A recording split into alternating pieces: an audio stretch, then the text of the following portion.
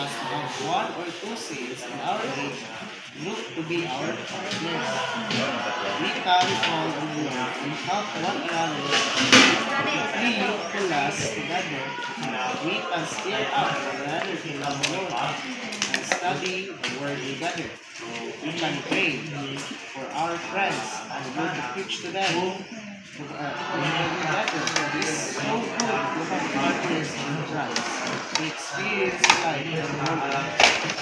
Our partners make the church life more real and more real to